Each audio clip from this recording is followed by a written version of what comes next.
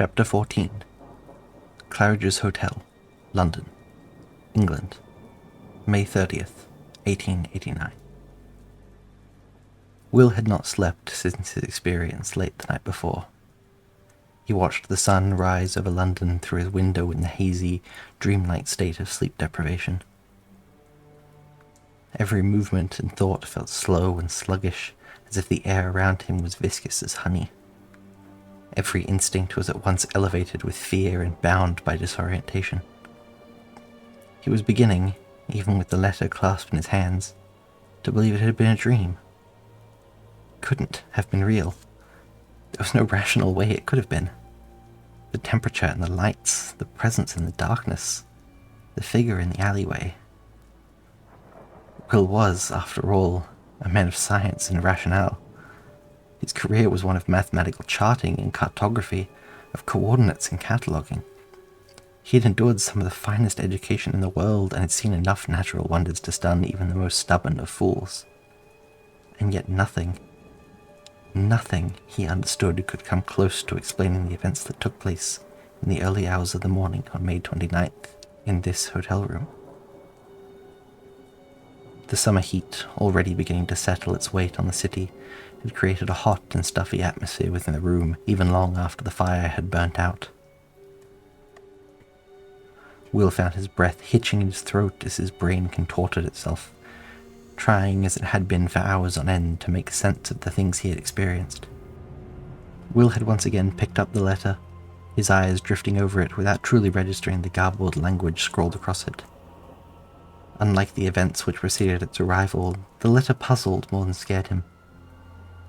The mystery of it was right now the only thing keeping him tethered to his sense of reality, the only thing stopping him from being reduced to tears as he began to question his own sanity.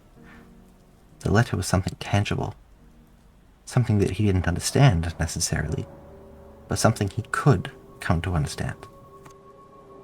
Will had spent most of his life studying languages, and he took no small amount of pride in his knowledge of them. He could speak several fluently, read even more, and understood a smattering of others still. He could, if asked, create a, perhaps not entirely accurate, but at least usable, translation of any number of foreign texts. But this, the letter he held in his calloused hands, this was simply nothing. Will had spent much of his day staring at it, trying to puzzle out its meaning. It certainly had a meaning, he was sure of that at least.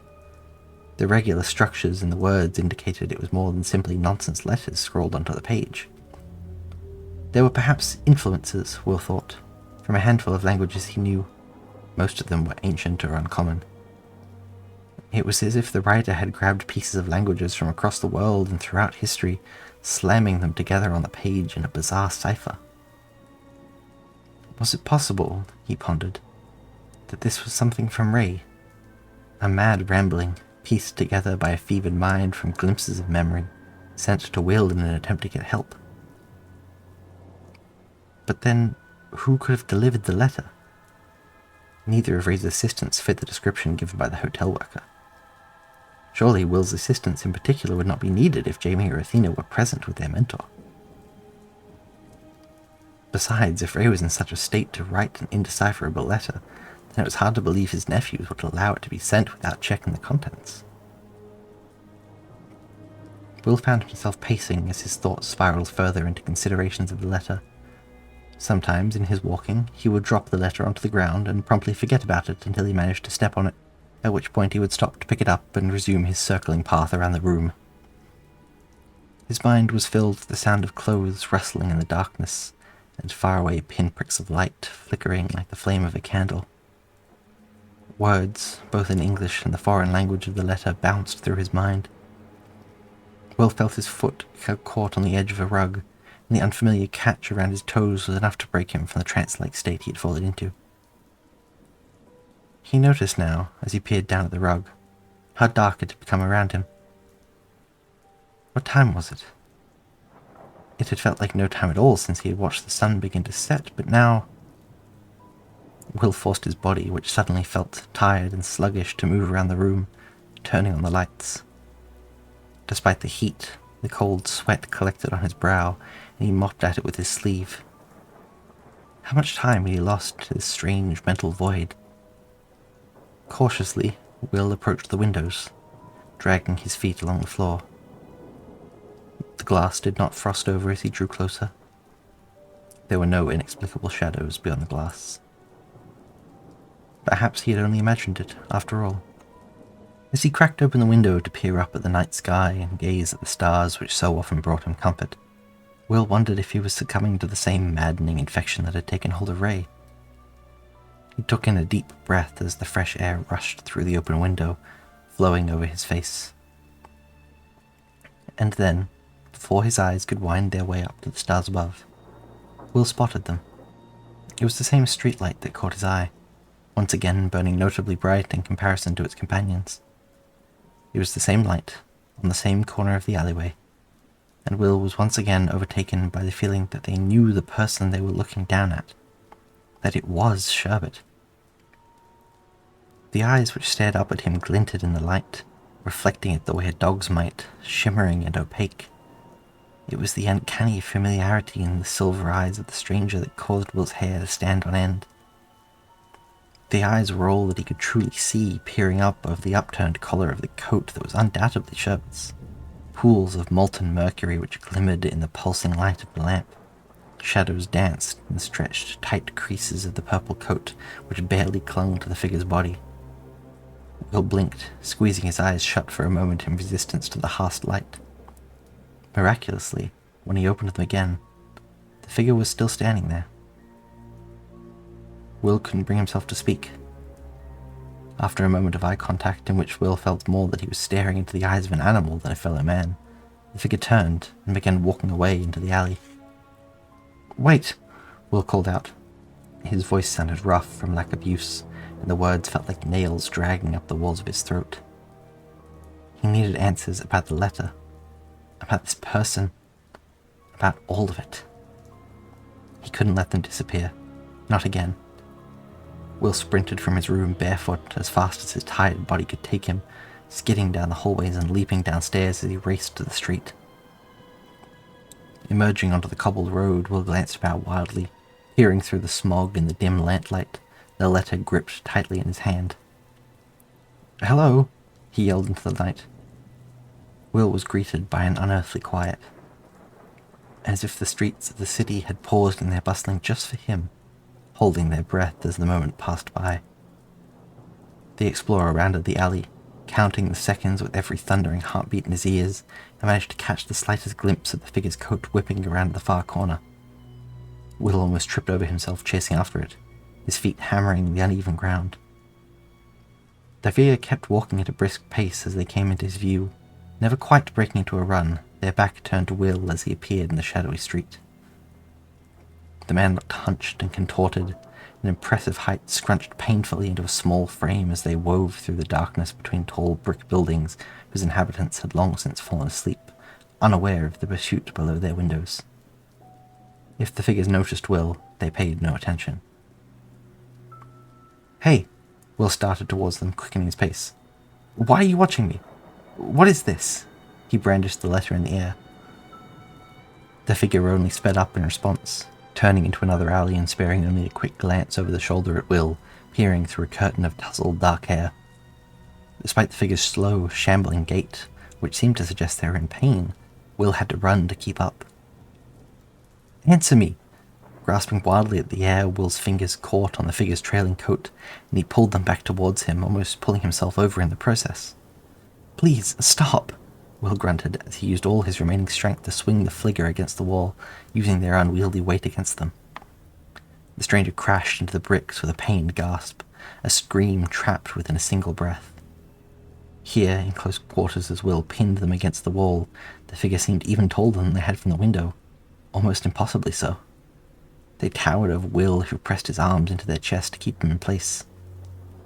The two strangers breathed heavily in the darkness after their chase, although the towering figure's breathing was torn and slick, every breath rattling with fluid against their chest. The sound of water trapped in lungs and cracked bones shifting in time with breathing. He kept his head pressed down, trying to conceal it from Will's view behind their upturned collar. The only distinguishable feature was their silver eyes, which darted about frantically like a rabbit trapped in a cage, locked behind the bars of hair which hung low over their face. "Who are you?" Will asked through staggered breaths. The figure didn't respond. "Answer me!" Will's voice cracked as he yelled. He had never been one for fighting or physical conflict. Yet the wholly unnatural feeling which radiated off the figure triggered something inside of him, pushing him to keep fighting. He could feel the adrenaline buzzing in his limbs and stretching across his shoulders, every muscle and vein electrified, keeping him on edge and on his toes. Will brandished the letter. "Who are you?" The man against the wall took a long, rattling breath. "Mitten," he grunted, as if the very action of speaking pained him. Will wondered if it did, if this person was truly hurt, perhaps even dying. He wondered what he could do to help, and what he would do if this person died right now in his arms. I don't know what that means. I don't know what language you're speaking," Will stressed, holding up the letter. "Is it this language?"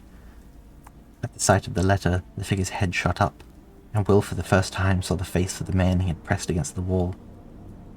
The cartographer's body forcibly jerked back as every part of his biology rejected the sight, begging him to flee from it. Instead of running as Will retreated, the figure merely crumpled to their knees on the ground with a sickening crunch. Their eyes had no pupils. That was what Will forced himself to focus on. It was something which didn't feel like needles in his spine to look at.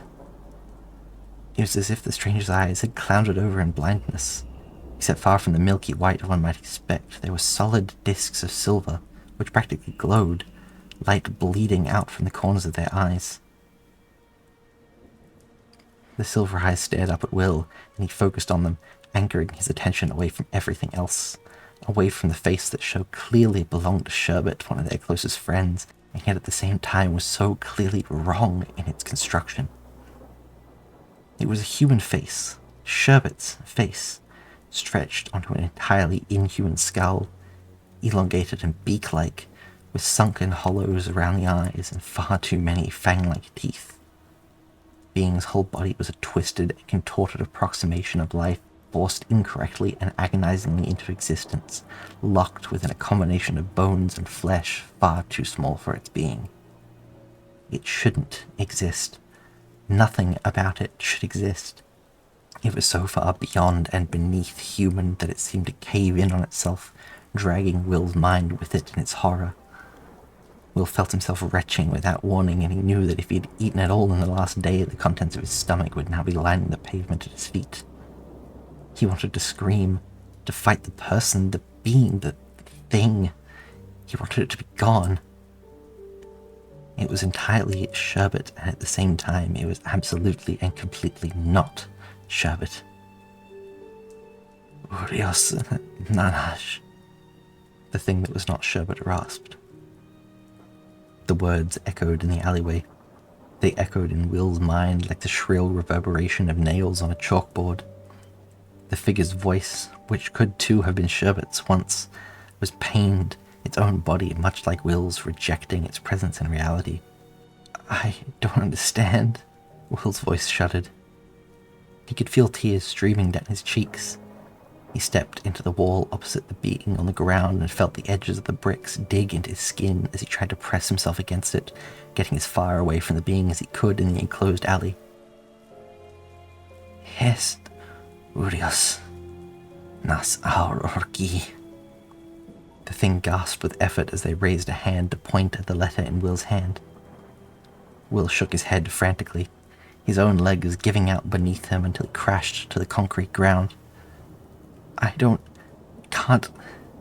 Please, what are you? What do you want?" he sobbed. Without warning, the thing that was not Sherbet doubled over, releasing a howl of pain as their bodies seemed to shudder and bend further. The sickening sound of snapping bones filled the alley.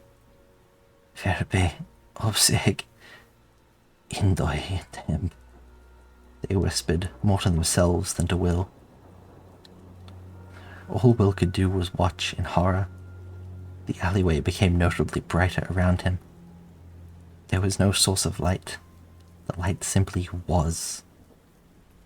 The brightness surrounded them, violently flickering like an impossibly bright candle in the wind, and Will had to squint as the knot sherbet continued to writhe in pain on the ground.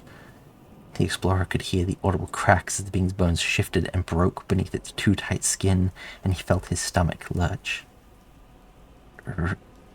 Ray, the thing groaned. Ray? Will breathed shakily. Ray? Is this about Ray?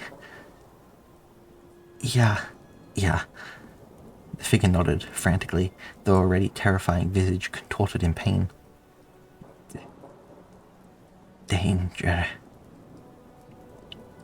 The English was unfamiliar on the tongue that had once been Sherbet's, its syllables stilted and hoarse. Danger, they said again, more forcefully. Is that a threat? Are you threatening him? Are you doing this to him? No, the figure howled, causing Will to recoil even more, the sound itself forcing him against the wall. Sherbet, Nuson Salif. All danger. All. I don't understand. The light was growing in intensity now, even brighter and more blinding than the street light spewing forth from its non-existent source. There was no heat to the light, only the searing brightness which burned Will's eyes even as he squeezed them shut. An unearthly screaming filled the air, and Will didn't know if the sound came from the thing or from himself. He flopped sideways to the ground, his body colliding harshly with the stone, and Will prepared himself for the worst. And then, where the light had been, there was simply darkness. Will waited, the only sound in his ears his own unsteady breathing. He slowly opened his eyes, his vision filled with dancing white spots from the harshness of the light, as if he had been staring into the sun. But there was nothing there. There was no light. There was no not Sherbet. There was just him, laying in a puddle of his own sweat and tears on the cold ground, hidden away in one of the many empty alleyways of London. Will closed his eyes again, and let both sleep and the nightmares that accompanied it envelop him entirely.